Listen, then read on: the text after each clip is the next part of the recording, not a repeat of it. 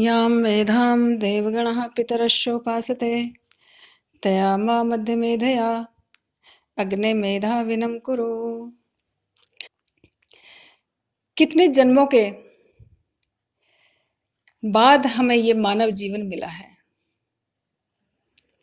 इस जीवन का उद्देश्य है कि हम आत्म साक्षात्कार करें, पर करें कैसे? ये मानव जीवन एक सार के लिए, एक लक्ष्य के लिए, एक उद्देश्य के लिए हमें मिला है, हम सभी जानते हैं। हम बात करते हैं योग के द्वारा मानव जीवन के उद्देश्य को प्राप्त करें, कैसे करें? मनुष्य शरीर में रीढ़ होती है। रीढ़ मनुष्य शरीर का आधार है। ये पोली होती है। इसी रीढ़ में एक प्रवाह होता है विद्युत का, ऊर्जा का। इसमें दो नाड़ियां होती हैं, ईड़ा और पिंगला। पिंगला नाड़ी सूर्य से संबंध रखती है, ईड़ा नाड़ी चंद्रमा से संबंध रखती है। इन्हें शीत और उष्ण नाड़ी भी कहा जाता है। इनमें प्राण ऊर्जा सतत बहती रहती है। इन दोनों नाड़ियों के मिलने से, ईड़ा और पिंगला दोनों नाड़ियों के सहयोग से मिलने से एक और नाड़ी उत्पन्न होती है जिसे सुषुम्ना कहते हैं। जैसे प्रयागराज में गंगा और यमुना दोनों के मिलने से एक अदृश्य धारा उत्पन्न होती है जिसे सरस्वती कहते हैं। ठीक इसी तरह से मानव शरीर में ईड़ा पिंगला दो धाराएं हैं। इन दोनों के मिलने से तीसरी धारा ऊर्जा की सुषुम्ना होती है। त्रिवेणी में स्नान करने से पुराणों में आता है कि मनुष्य जन्म मृत्यु के कुचक्र से मुक्त हो जाता है। इसी त्रिवेणी से इसका संबंध है। सुषुम्ना के भीतर भी दो नाड़ी और होती है। पहली बात तो ये हम सूक्ष्म जगत की बात कर रहे हैं, स्थूल की नहीं। यदि कोई रीढ़ को चीर के देखें तो उसमें हमें ये सब कुछ नहीं मिलेगा। वैसे भी हम जो वायु प्रत्यक्ष चलती है संसार में, तो क्या वायु को कभी आंखों से देखा जाता है कि वायु कैसी है, मोटी है, पतली है, कितने बड़े आकार वाली है या कैसे रंग वाली है? नहीं देख सकते। ये तो और सूक्ष्म है। सूक्ष्म जगत की बात कर रहे हैं, स्थूल की नहीं। और ये रीढ़ हमारी 33 अस्थि खंडों से बनी हुई है। जैसे 33 देवता होते हैं, हमने पहले आप लोगों को बताया है कि देव 33 ही होते हैं। 34वां देव केवल एक उपास्य देव, वह सर्वशक्तिमान परमात्मा होता है। ये 33 देव कौन से होते हैं ये भी हमने बताया था। 11 रुद्र, 12 आदित्य, 8 वसु, इंद्र और प्रजापति। यही यहां भी रीढ़ से भी इनका संबंध है, इन दैवी शक्तियों का। इसमें भी 33 भाग होते हैं जिनसे जुड़ के ये रीढ़ बनती है। इसमें ईड़ा पिंगला के सहयोग से सुषुम्ना होती है और सुषुम्ना के भीतर भी दो और नाड़ी होती हैं जिनका नाम है बज्रा और चित्राणी। इन चित्राणी के संयोग से मिलने से एक नाड़ी और होती है जिसका नाम है ब्रह्म नाड़ी। ये ब्रह्म नाड़ी ही अपार विज्ञान से भरी पड़ी है और उस लक्ष्य तक पहुंचाने में सहायक होती है। जहां से रीढ़ आरंभ होती है, वहां पे जहां मलमूत्र के द्वार का बीच वाला भाग है, सीवनी जिसे बोलते हैं, वहां एक रीढ़ के आरंभ में जो ब्रह्म नाड़ी है, उसके द्वार को एक परमाणु जो त्रिकोण रूप में काले रंग का ब्रह्म नाड़ी के मुंह पे रखा हुआ है, यानी उसके द्वार को बंद किए हुए हैं। और उस परमाणु से जो कूर्म के आकार वाला है, उस पे एक ऊर्जा शक्ति 3.5 लपेटे लेके अपने मुंह में अपनी पूंछ को दबा के सोई हुई है। ये वही सुषुम्ना है, मिथुन लिपटा हुआ है उस परमाणु से, जो एक तरह से जैसे किसी गुफा के मुंह पे हम एक शिला का टुकड़ा रख दें ताकि उस गुफा में कोई जल्दी से प्रवेश ना कर सके। ठीक इसी तरह से ये परमाणु जो कछुए जैसा, कूर्म जैसा बताया जाता है, ये वो वहां पे रखा हुआ है और इसके ऊपर सुषुम्ना, वो नाड़ी जो ईड़ा पिंगला के मध्य से निकलती है, वो इस पे लिपटी हुई है 3.5 लपेटे में। जैसे इसने 3 लपेटे ले रखे हैं, कोई चीज लिपटी हुई होती है तो उसे कुंडलाकार कह देते हैं। यही कुंडलाकार कुंडलनी नाम से प्रसिद्ध है। ये ऊर्जा की अपार शक्ति है। ये कुंडलनी एक विद्युत जैसी चमक वाली है और ये इस स्थान पे सुरक्षा के लिए रखी गई है।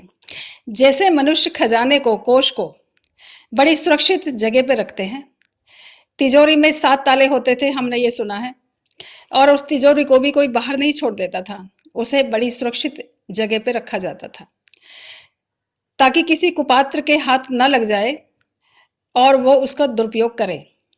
ठीक इसी तरह से परमपिता परमेश्वर ने भी हमारे अंदर ये एक तिजोरी में सुरक्षित ऊर्जा भंडार भर दिया गया है। इसी तरह से इसमें भी ब्रह्म नाड़ी को पहले स्थूल जगत, स्थूल शरीर से, फिर रीढ़ से, फिर ईड़ा पीड़ा से, फिर सुषुम्ना से और फिर बज्रा और चित्राणी से ढक दिया है। ये नाड़ी अब कैसे खुले, इसमें प्रवेश कैसे हो? अब तक जो बताया है कि जितने भी साधन है, यम नियम, आसन प्राणायाम प्रत्याहार धारणा ध्यान तक, वो सब इस नाड़ी में प्रवेश करने के लिए ही होते हैं। मनुष्य को अथाह खजाना दिया ईश्वर ने और चाबी कुंजी भी इसी के हाथ में दे दी है, किंतु युक्ति बताने वाले योगी जन, अनुभवी, जो इस मार्ग पे जा रहे हैं, चल रहे हैं, उन्हीं के संपर्क में जाके हमें ये मार्ग, ये ताले खोलने की युक्ति समझ आएगी। जब योगी जन तपोबल से, ध्यान से, गुरु कृपा से और अपने सतत पुरुषार्थ से, लगन और निष्ठा से इस कुंडलनी को जगाएंगे, जगाना चाहेंगे, तो ये अपने मार्ग से हट जाती है। और ईश्वर जब मनुष्य को सदपात्र, इसका अधिकारी समझता है, तभी ये सहयोग बन पाते हैं। बताने वाला भी, जिज्ञासा भी और इसमें तत्परता होना भी ईश्वर के अनुग्रह से प्राप्त होता है, लेकिन दृढ़ संकल्प अपना ही होता है। इसके मार्ग से जब सदपात्र देखती है तो कुंडलनी हट जाती है। कहते हैं ना, कहीं धरती में खजाना दबा रहता है तो उसके ऊपर सरफ कुंडलनी मार के बैठा हुआ होता है उसकी सुरक्षा के लिए। यहां भी ये अदृश्य शक्ति उस अदृश्य अव्यक्त विज्ञान और आनंद की जो धरोहर है, जहां अथाह शक्तियां भरी पड़ी है, उस खजाने को सुरक्षित रखने के लिए यहां पे स्थित है। जैसे ही कोई पात्र होता है तो ये अपना मुंह वहां से हटा देती है, जग जाती है और अपना मुंह वहां से ब्रह्म नाड़ी से हटा देती है। जैसे ही यहां से इसका मुंह हटता है, वैसे ही ये ऊर्ध्वगमन ऊपर की तरफ चलनी आरंभ हो जाती है। किंतु यहां भी 6 ताले पड़े हुए हैं। इन 6 तालों को क्रम से योगी अपने तपोबल से, योग बल से खोलना आरंभ कर देता है। ये 6 ताले हैं 6 चक्र। मूलाधार पहला चक्र है, दूसरा स्वादिष्ठान, तीसरा मणिपूरक, चौथा अनाहत चक्र, पांचवा विशुद्ध चक्र, छठा आज्ञा चक्र है। ये 6 ताले योगी अपने पुरुषार्थ से, लगन से इन्हें खोलने लगता है। धीरे धीरे जैसे ये खुलते जाते हैं, उसके बाद ये नाड़ी ब्रह्म नाड़ी हमें ब्रह्मरंध्र में पहुंचाती है। ब्रह्मरंध्र जहां हमारा मस्तिष्क है, मानव मस्तिष्क जहां पे है, यहां एक हजारों पंखड़ियों वाला दे दीप्यमान परम उज्जवल एक कमल विकसित होता है। उसी ब्रह्म नाड़ी के जो मूलाधार से यहां तक आई है, वो हजारों भागों में यहां एक कमल की भांति विकसित हो जाती है। जैसे हमारे सिर पे बालों के गुच्छे हैं, हम बालों का कभी हिसाब नहीं रखते, गिनते नहीं है, पता नहीं कितने हैं। ऐसे ही उसी की सुरक्षा के लिए उसी का प्रतिरूप दिया है। वो नाड़ी भी हजारों भागों में इस तरह से विकसित हो जाती है।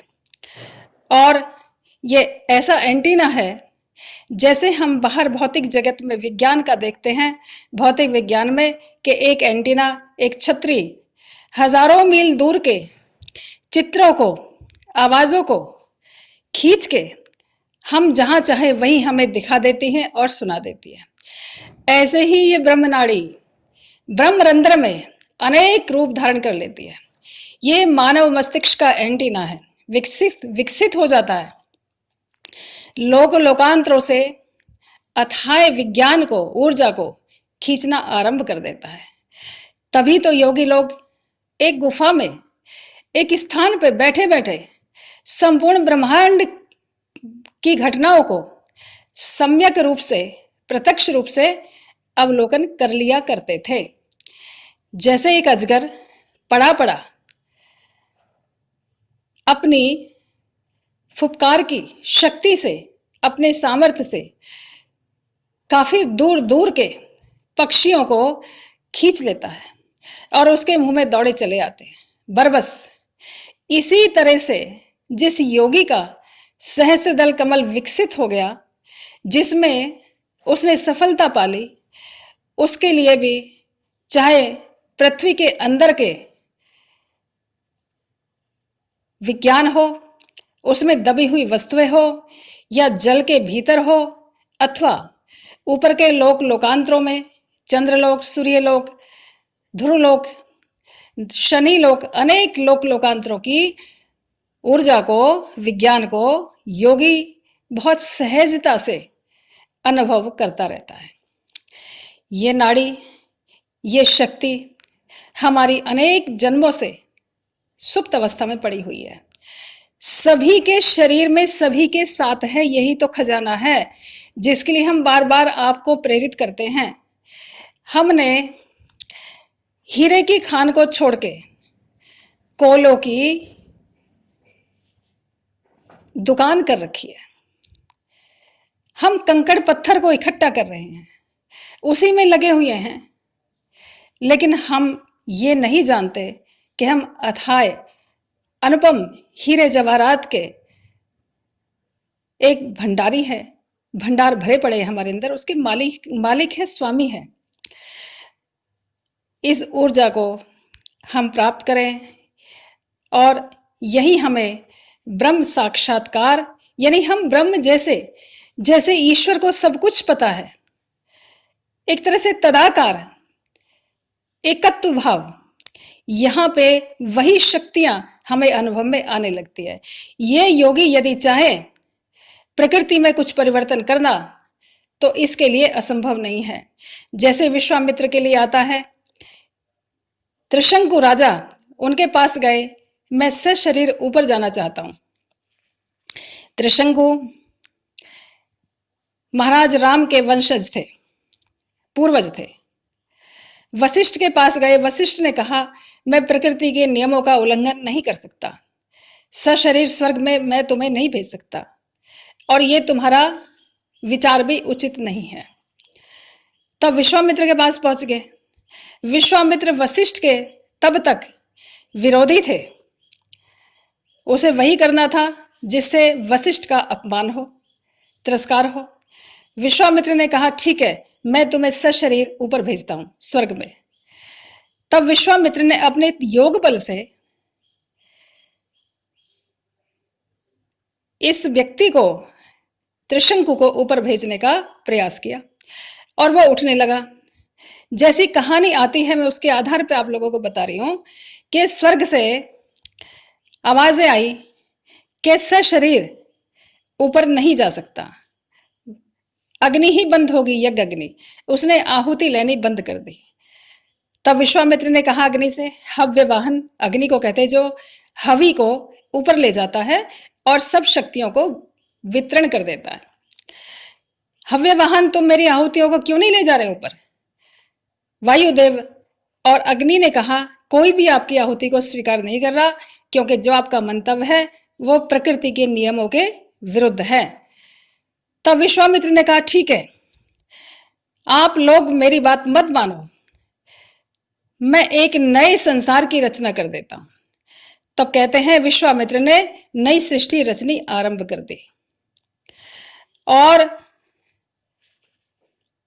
तब जब ये पता चला कि नई सृष्टि रचनी शुरू कर दी, तो ब्रह्मा इत्यादि आए और उनसे प्रार्थना की कि देखो स्वर्ग में सशरीर जीव नहीं जा सकता, ये आप हट छोड़ दो। जब स्वर्ग में पहुंचने ही वाला था त्रिशंकु, तो देवताओं ने उसे धक्का देकर नीचे गिरा दिया और वो लटक गया। उधर से विश्वामित्र को जब पता चला कि वो धक्का दे दिया और गिरा दिया, तो विश्वामित्र ने इधर से कहा तत्रैव तिष्ठ, वहीं रुक जाओ। तो त्रिशंकु बीच में ही कहते हैं आज तक भी लटका हुआ है। और इधर विश्वामित्र ने कुछ दक्षिण में सप्तऋषि आदि कुछ नक्षत्रों का निर्माण तब तक कर दिया था। फिर देवताओं ने उनको समझाया बुझाया, तब वो रुके। कहने का तात्पर्य यह है, इतनी शक्ति आ जाती है योगी में कि वो कुछ भी कर सकते हैं। एक स्वामी जी मुझे बताया करते थे, हमारे एक वयोवृद्ध स्वामी जी आते थे, अब वो नहीं रहे शरीर से, कि बिरला के यहां एक बार कोई योगी आया।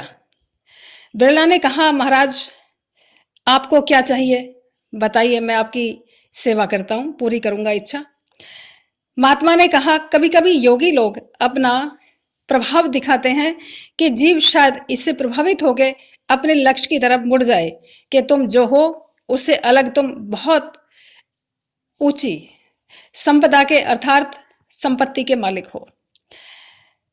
बिरला से महात्मा ने कहा एक ईंट लेके आओ। उस समय कहते हैं लाहौरी ईंट होती थी, बहुत बड़ी बड़ी, कई कई किलो की एक ईंट होती थी, चौड़ी चौड़ी। मैंने भी एक ईंट देखी है, उसमें कुछ डिजाइन सा बना रहता था। वो लेके आए, योगी ने उसको अपने हाथ में लिया और उसको थोड़ी देर तक टकटकी लगा के देखा और वो मिट्टी की ईंट चांदी की बन गई। और बिरला से कहा जाओ, जब तक ये तुम्हारे पास रहेगी तुम बढ़ते ही चले जाओगे। योगियों में वो इसको प्रत्यक्ष बताते थे घटना को, काल्पनिक नहीं, किताबी नहीं। योगियों में ऐसी अथाह शक्ति आ जाती है, वो चाहें तो कुछ भी कर सकते हैं, किंतु वो चाहते ही नहीं है प्रकृति के विरुद्ध, कभी वो जाते नहीं, क्योंकि इच्छाएं उनकी समाप्त हो चुकी होती है। उनके पास कोई चाहने की, प्राप्त करने की या खोने की कोई भी वस्तु नहीं होती, ना इच्छा बनती है। ऐसे योगी हम सब बन सकते हैं, लेकिन हम बाहर से भीतर की ओर मुड़ जाए। इस यात्रा को शुरू करें। ये यात्रा हमने कल आपको यात्रा के विषय में बताया था, ये योग यात्रा है। इस यात्रा पे चलने आरंभ हो जाए, कदम बढ़ाओ। अब इस शक्ति को, इस ब्रह्म नाड़ी में हमें प्रवेश कैसे मिले? हम तो है ही इसमें, किंतु हम बाहर जगत में बहरिंग अवस्था के कारण अपने आप को, स्वयं को भीतर नहीं झांक पा रहे हैं। हमें अपनी दिशा उल्टी करनी पड़ेगी, अर्थात बाहर से हमें भीतर लौटना पड़ेगा और दृढ़ और शिव संकल्प के साथ हम इस विज्ञान तक पहुंचे, इस नाड़ी को खोले। अनुभवी योगी लोग इस भेद को बताएं, वो जानने वाले जितनी जानते हैं बताएंगे। और आगे बढ़ो। जैसे रावण इत्यादि ने घोर तप किया और ऊर्जा को प्राप्त किया, किंतु उनका संकल्प शिव नहीं था, इसलिए भौतिक जगत में उन्होंने उच्च विद्याएं और उच्च विज्ञान और संपत्ति प्राप्त कर ली, ख्याति प्राप्त कर ली। किंतु अगर हमें मोक्ष मार्ग पे जाना है तो हमारे संकल्प दृढ़ता के साथ साथ कल्याणकारी, शिव और सत्य होने चाहिए। लगन और निष्ठा से तत्वदर्शी वेत्ता, योग वेत्ता, गुरुजन जैसे जैसे बताए, ठीक वैसे वैसे ही साधना करें, तत्पर हो जाएं। बहुत जन्म बीत चुके हैं संसार का विज्ञान जानते जानते, तो इन विषयों का विष तुल्य परिणाम में आने वाला विष हम बहुत चख चुके हैं, जो वर्तमान में हमें अमृत के तुल्य भाषित होता है। अब इन विषयों से मुख मोड़ ले, इस जन समुदाय से पृथक हो जाए। बाहर की ख्याति बटोर ली तो क्या मिलेगा? कितने संतुष्टि कहां मिलती है? फिर भी क्षण भर का आभास केवल सुख का होता है, एक भ्रांति जैसी प्रतीत होती है। परिणाम में तो दुख ही दुख मिलता है। आइए अपनी योग यात्रा आरंभ करें और अपने जीवन के शेष समय को व्यर्थ न जाने दें। एक एक पल बड़ा मूल्यवान है। यह यात्रा एक जन्म की नहीं है। बहुनाम जन्म जन्म जन्म नामन्ते ज्ञानवान माम प्रपदन्ते। बहुत जन्मों के बाद ज्ञानी जन मुझे प्राप्त करते हैं। वासुदेव सर्वमिति सहमात्मा सुदुर्लभ है। जो सर्वत्र मुझे ही निहारता है, ऐसा महात्मा दुर्लभ ही नहीं, सुदुर्लभ है। अत्यंत कठिन है, किंतु असंभव नहीं है। जिस योगी की ब्रह्म नाड़ी ब्रह्मरंध्र तक उसे ले गई, जहां विकसित हो गया ब्रह्म कमल, वह तो ऐसा ही है। यह योगी जब चाहेगा तब देह त्याग देगा और इसी मार्ग से, इसी ब्रह्मरंध्र से, सिर के ऊपर वाला जो भाग है, उसी से वो बाहर निकलता है और फिर संसार में कभी लौट के नहीं आता। एक हो जाता है, उस परम शक्ति के साथ एकाकार हो जाता है, उस ब्रह्मानंद में डूब जाता है। नदी जैसे एक झरना नदी में मिला, नदी बड़ी नदी में मिली और नदी समुद्र में जा मिली। ना नदी रही, ना नाम रहा, ना अस्तित्व रहा, केवल क्या हो गया? एक सागर बन गया। वही सागर, अथाय सागर। ये जीव जब ब्रह्म से मिल जाता है, उस परम शक्ति परमात्मा से मिल जाता है, तो एकाकार हो जाता है और वो सारी शक्तियों का वो स्वयं अनुभव करता है। आइए वही वो हमारा लक्ष्य है, उसकी तरफ बढ़े। ये सूक्ष्म, अति सूक्ष्म, गंभीर विषय आप लोगों के सामने मैंने रखा है, ताकि आपकी अंतरात्मा जाग उठे और जो आप कंकड़ों का व्यापार कर रहे हो, इसे छोड़ दो। यानी चंदन के बन को कोले बना के मत बेचो। उसकी कीमत को समझो, उसके मूल्य को समझो और उसका उचित मूल्य प्राप्त करो। हमारे मानव जीवन एक चंदन का वन है। हमने एक दिन इस विषय पे आप लोगों को समझाया है, आप समझ रहे हैं, इसलिए हम बोल रहे हैं। इस गंभीर विषय पे बार बार चिंतन करना और इस ऑडियो को बार बार सुनना, गंभीरता से सोचना। ज़्यादा नहीं, आज इतना ही। आगे जैसी प्रभु प्रेरणा होगी उसी तरह से आप लोगों को बताया जाएगा, क्योंकि हम सब एक निमित्त है, करने वाला तो वह परम शक्ति है। किंतु ऐसा कह के हम सब कुछ ईश्वर पे थोप नहीं सकते। करना ही है, दृढ़ संकल्प करो, शुभ और शिव और सत्य संकल्प करो, करना ही है। आइए योग यात्रा को आगे बढ़ाते हुए हम आगे चलते हैं। इसी पे चिंतन करो, बार बार सुनो और फिर बंद करके एकांत में चुपचाप बैठ के फिर चिंतन करो। जिन बहनों की कुछ कुंडलनी शक्ति अपने मार्ग से, ब्रह्म नाड़ी से हटी हैं, उनको कुछ विचित्र क्रियाएं अनुभव में आने लगी है। बड़ी प्रसन्नता है मुझे और इसको आगे बढ़ाते चले जाओ। साधना करो, यही आगे बढ़ना है। और यम नियम इत्यादि का पूरी तरह से ध्यान रखो, क्योंकि सत्येन लभ्यस्व एष आत्मा, ये आत्म तत्व सत्य के द्वारा ही प्राप्त किया जाता है, तप के द्वारा ही प्राप्त किया जाता है। इसके कुछ सोपान हैं, यम नियम इत्यादि। इस विषय में फिर बताएंगे, काफी बता भी चुके हैं। तो इस तरह से इस ऊर्जा को जगाओ और अपनी यात्रा योग की आगे बढ़ाओ। ओम शम।